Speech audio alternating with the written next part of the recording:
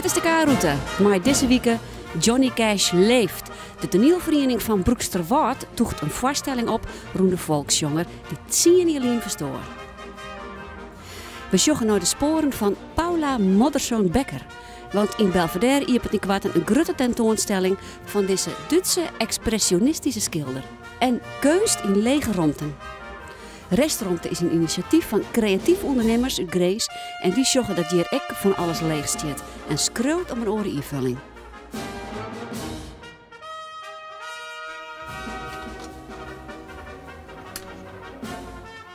Ja, dit hier het zien in verlien dat Johnny Cash verstoor.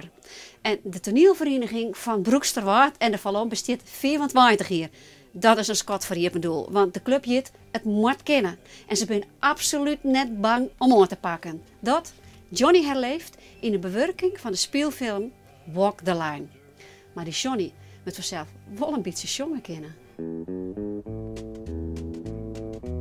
Bij de familie van der Wal gaat het alleen nog maar over toneel. Hartzaken is de regisseur. Dochter Tiffany heeft het stuk Mais Kreun en speelt de rol van June Carter. Dochter Ilse speelt de eerste vrouw van Johnny Cash. En skwanszoon Jelke, die heeft ook een paar rollen. En gaat het hier aan tafel dan vaak over het stuk? Ja. Vind Klaas joh. Oh. Ja. We hadden net zoveel gelet. Ja. Nee, maar die heeft wel een huppelen door toneel. Nou, vooral in het laatste hoor. Ja. Dat hadden we door sponsors door de laatste weken. Nou ja, er ook wel een woord wat er te praten is en even, ja. Ik heb het ook zo hard vreemd. En dan is het even een minuut ergens over, dan gaan we het alweer uit. Ja. Dus dat is wel, ja, dat is graag. En Klaasje, doos die stikkend net op de planken? Nee, dat klinkt een beetje, hè? Dat helpt op het mij. Vind dat, nou, als je met er al in bij, dus dan vind ik het wel leuk om een beetje bij betrokken te wezen. Als je dat een beetje achter elkaar liet, dat vind ik dan wel leuk. Ik had, Aaron hier, mijn baby is te volop hak jas zijn. Dus ja, we aansluit met ik bezig. Dus ja, dan zit je erbij, hè. En die film, dat wie dus de trigger, zullen wij even die film erbij pakken? Ja, dat is leuk. Ja. Dat is leuk, ja.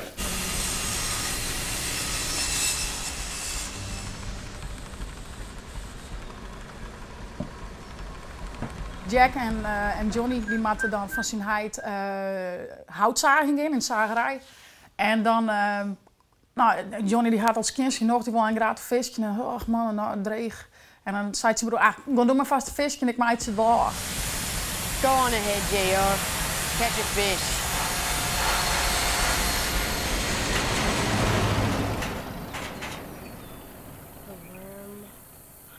En dan komt zijn broer, die komt in die zagen te lonen. Nou ja, die leeft het haast niet in. Dus die is nog op sterren en naar daar, dan wordt er in de hoer steelt. En Johnny komt thuis met zijn hengeltje, fluitje, en komt hij binnen. En hij zei van, wij gaan toezitten.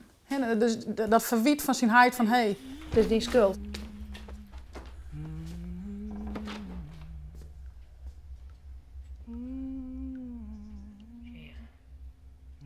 Op een gegeven moment zei, dat vind ik zelf een heel mooi zin, zit in het stik. En dan zei hij van, dat zijn verkeerde zoon is al een naam. Nou, en waarom hij ook de verkeerde zoon al een naam zei dat is heel pittig, ja.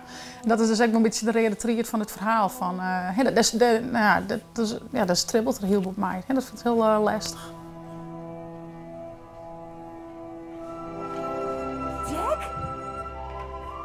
Wat in de bad? Ray. Oh, Jack! Met Dirk in de zagerij. Oh nee! Oh! Hé, dokter! Ray, hé, dokter! Jack? Jack! En ben haast zo zitten, hè? Ben haast zo zitten, hè? Shut up! Shut up! Shut up! Jack! Jack, nee! Oh nee! Oh nee! Oh.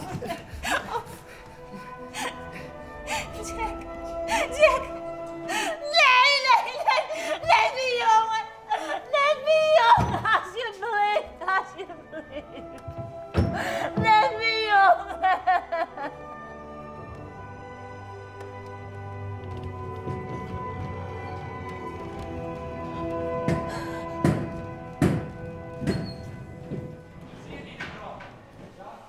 De rol van Johnny Cash is vanzelfs cruciaal. De eerste kandidaat zei op het laatste moment en toen moest er dus een naaien komen.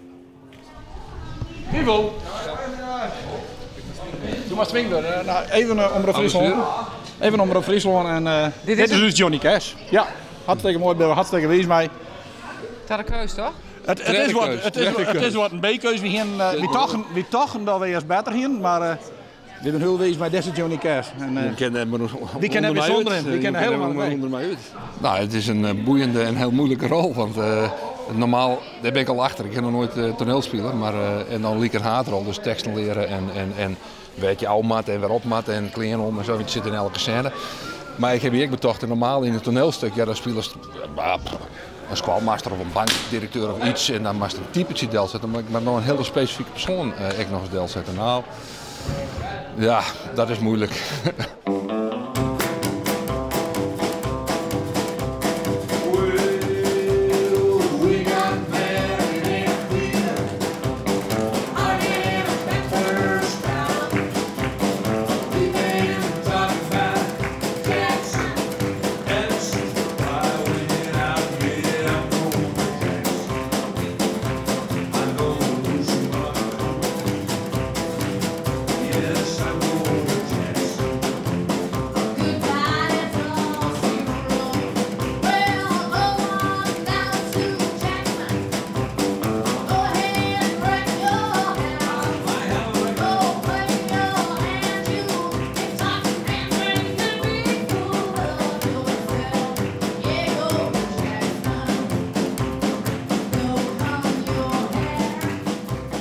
Tiffany, ben je zo tevreden? Ik ben heel erg tevreden. Ja, het begint, de puntjes komen nu op i, dus dat is wel lekker. Eindelijk. Ja. Ja, nee, maar zo is het wel. Ja, het werkt zo lang al naar iets staan. Het begint met scroen, dus haast niet alleen, dus het begint te scroen. En dan denk je van, ik wil begint te oefenen. En dan begint te oefenen is eerst heel leuk, maar blijft dan was ik graag dat licht en decor en de kleding. En nu wordt het plaatsje steeds completer en daar doet het uiteindelijk voor. Dus dat vind ik wel leuk. Toen ze voor het eerste film is en hoe het nou dan op het podium is het dan goed? Dan is het goed, maar het wordt nog beter dan dat het nou is. Ja.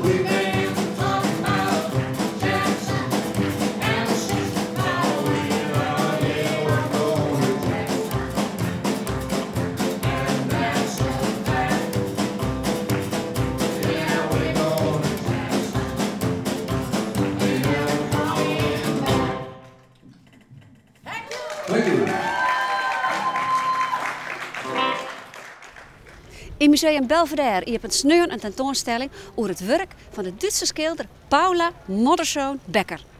Ze leefde rond 1900 en haar expressionistische stijl heeft een protte schilders beïnvloed. Douwet Alma, die reizigen aan naar het dorpje Worpswede, krek boppen Bremen. Want dat weer doen een kunstenaarskolonie en Paula had er een groot part van haar kwarteleven aan het werk geweest. Want Paula is maar 31 jaar oud geworden. Zowat 4 uur rieden Duitsland in leidt het dorpje Worpswede. Een rijstig plakje met een soort ateliers en kunstenaars. Worpswede is likwijls een dorpje met kunsthistorisch belang. Want rond 1900 wie dit een creatief broersplak voor een tal Duitse kunstenaars. Het wie het dorpje dat Paula Modersohn-Becker bloeit hier. Zij wie een wichtige Duitse expressionistische kunstschilder en is nog heel tijd een inspiratiebron voor een soort schilders. Ik tref hier Joert Ron Mannheim, een echte Paula Modersohn-Becker kenner. Om die reden is hij aanst ook gastcurator bij de expositie over deze Duitse schilderes in Museum Belvedere. Dat museum exposeert Paula's werk onder andere omdat het landschap in Jerveen lijkt op dat van Worpswede. Ze was aan de ene kant zeer dromerig, had een grote fantasie, een sprookjesachtige fantasie. Sterk romantische trek. Aan de andere kant was ze als vrouw uiterst zelfstandig. En ze wist welke weg ze wilde gaan. En ging die ook. Schreef ook aan haar ouders en aan haar broers en zusters. Ja, ik ga mijn eigen weg. Ook als het jullie vreemd voorkomt, dat is de weg die ik moet gaan. Het was heel uitzonderlijk natuurlijk in die tijd. Kijk, dit is een van de bijzonderste plekken in Worpswede. Want hier, achter deze ruiten, is het grootste deel van het werk van Paula Modersohn ontstaan. En daarin heeft Paula vanaf 1900 een atelier gehad. Dus zeg maar, een heel groot deel van het oeuvre is hier achter deze raampjes ontstaan. Wat doet dit nou maar jou, dat jou hier nou zou staan? Als ik hier sta, dan heb ik echt het gevoel... ik klop direct aan de deur en ik zeg: hallo Paula, mag ik even binnenkomen? Het is zo reëel. Dus het is een ongelooflijk authentieke plek en dat is mooi om dat te beleven. Je mag niet vergeten dat Worpswede is een kunstenaarsdorp ook met heel andere kunstenaarsnamen. Het draait niet allemaal om Paula Modersohn, maar de Paula Modersohn Becker specialisten die komen hier kijken.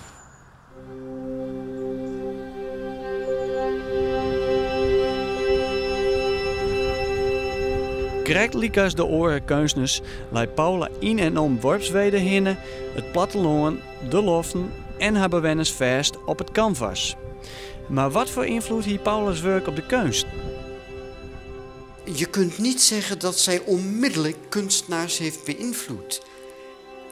Tijdens haar leven is er maar weinig van haar werk zichtbaar geworden. Doorbraak naar het publiek kwam pas na haar dood.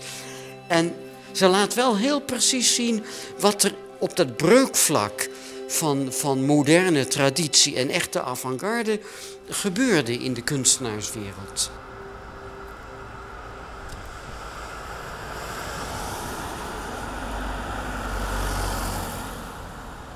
Toen ze er maar pas een paar maanden woonde, leerde ze hier ook Clara Westhoff kennen, die later met Rilke zou trouwen. En met Clara samen maakten ze veel wandelingen. En bij een van de wandelingen kwamen ze terecht bij de kerk. De deur was open. In de kerk vonden ze de deur naar de kerktoren. En ja, als je naar boven in zo'n kerktoren bent en je ziet er een grote klok hangen met zo'n mooi touw, dan moet je daar natuurlijk aan trekken. Maar ja, als de kerkklokken luiden buiten de zondag om, dan betekent dat brand in het dorp. Dus het hele dorp liep uit.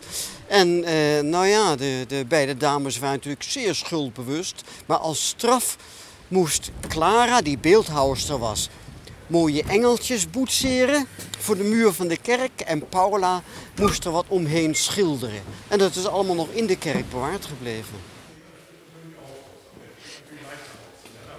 Maar waar zijn nou de schilderingen van Paula? Schönen guten Tag. Guten Tag. Wo ist die Malerei von der Paula in der Kirche? Die ist hier in der Kirche. Ja, wo? Das ist ihre Führungsaufgabe, so etwas zu entdecken. Oh. Ach, natürlich. Ah, daarboven. De engeltjes van Clara Westhoff en de bloemetjes van Paula. Zo is het. Nou? Nou, we bevinden ons nu in het meest prominente museum van Worpswede. En hier in dit museum bevindt zich heel veel werk van de kunstenaars van de kunstlerkolonie Worpswede. Paula Modersohn, van de andere kunstenaars, onder andere van Heinrich Vogeler, zoals dat schilderij achter mij. Maar waarom is Paula Modersohn Becker nou zo interessant voor jou? Ze wist al snel dat ze verder moest komen dan de mensen waar ze hier in Worpswede mee omging. Ook verder dan de mensen van wie ze les kreeg. Ze kreeg schilderles bij Frits Mackensen. Maar ze ontdekte al snel dat daar een zekere stilistische beperking aan zat.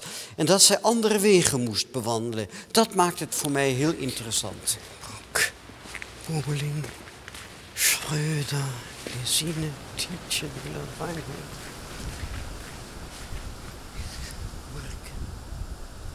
Dit is het graf van Paula Modersohn Becker.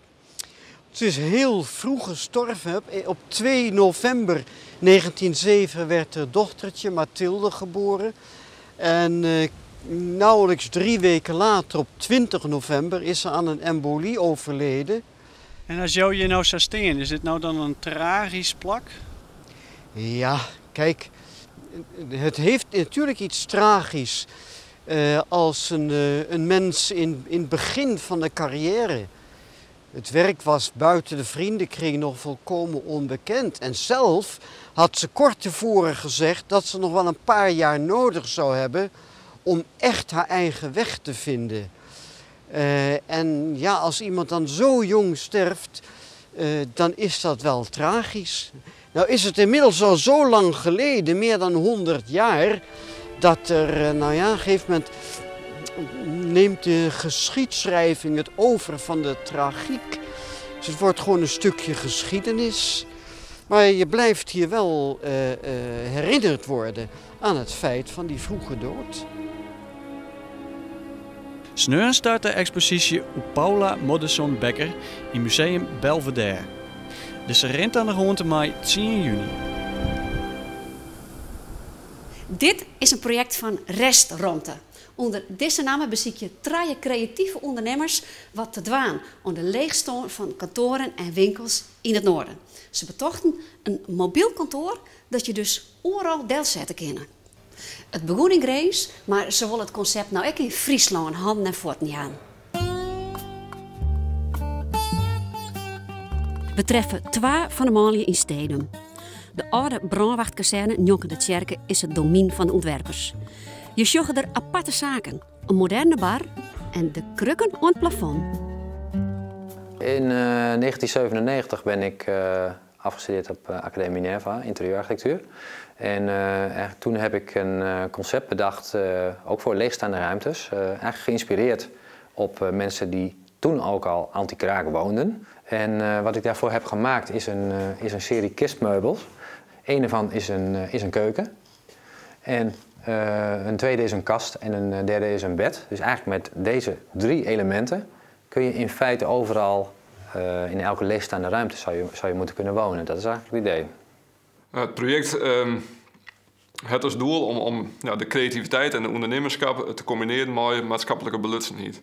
Dus je steeds meer dat er leegste in een pan komen, squalen of tjerken of brandweerkazernes zouden we hier zitten.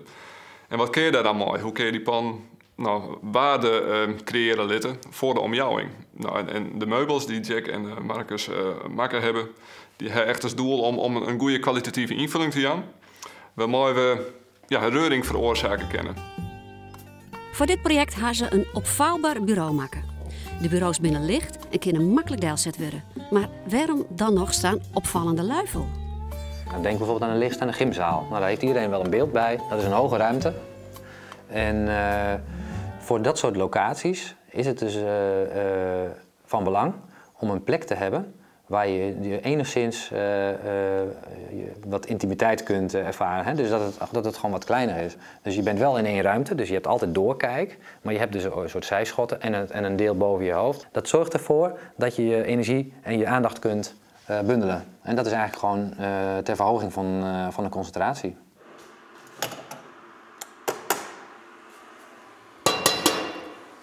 Zo, even omspoelen. Waar komt het water nu vandaan?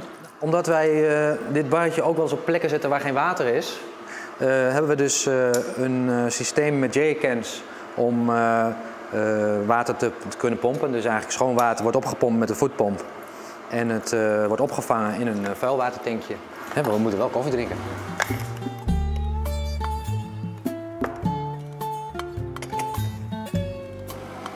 En de mens zoekt in een grote ruimte, zoekt hij toch ankerpunten. En als je dan dit bijvoorbeeld kijkt, dit is ook een markering.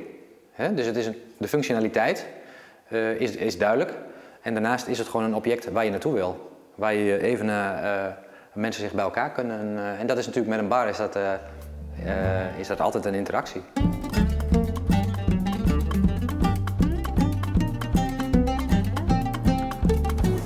Tot in Leeuwarden.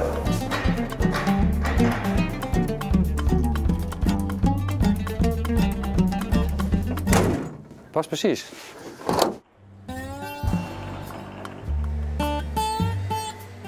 Veerman van de stichting Marcus Petstra moest maandag nog lesje aan aan de Kunstacademie. Maar de opening van de eerste restaurant in Ljouwert moet er net missen. Ja, ik vind het een hele mooie locatie. We zijn net aangekomen, maar ik zie nu al allemaal mensen lopen. En het is een winkelstraat, dus ik denk dat we heel veel bekijks hebben. En dat is juist leuk. Dan zien mensen ineens weer wat leven, zeg maar.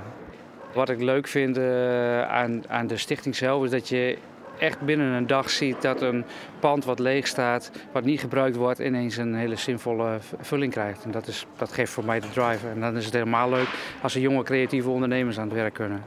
Ik zag die kisten voorbij komen en ik dacht, dit is een briljante vondst en dat moet je steunen. En daar zijn we nog steeds mee bezig om daar een beetje een springplank voor te krijgen. Wat vind je zo knap aan die ontwerpen dan? Dat ze heel compact zijn en tegelijkertijd ook heel luxe zijn. En ze maken dat je in een ruimte een identiteit neerzet. En dat heeft een meubel op zichzelf. Dat ding dat klapt uit elkaar en dat heeft een heel sterk beeld. En ja, dat is voor mij, dat vind ik heel sterk eraan. Het nieuwe tijdelijk kantoor zit tjenoer de opticien. Maar 7 jaar. Ja, bijzonder. Wie je dat toch? Ja, maar ik heb begrepen dat het is om de leegstaande pan in te vullen. En wat dat betreft een goed ding, denk ik. Die leegstaande pan is echt net een fraai gezicht.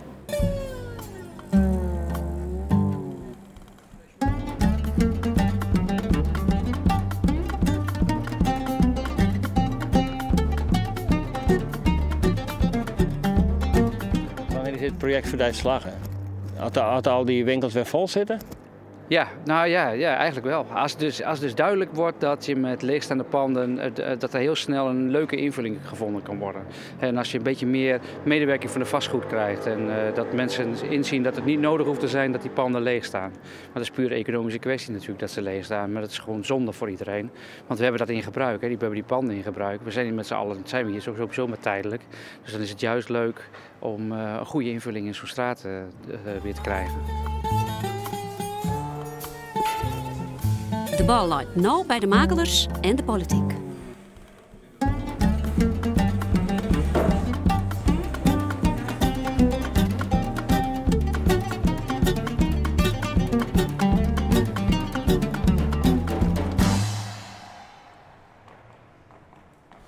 Dit weer de K-route. Na je weekend hebben we onder andere Ine Stimmer in beeld. In de jaren 70 was ze frontvrouw van de legendarische folkband Ierod. Daarna volgt een carrière als musicalzangeres in Duitsland. Maar nu is ze waarom in Friesland even om een plaat te maken met Peter van der Zwaag. Dankjewel voor het zien en graag tot na je weekend.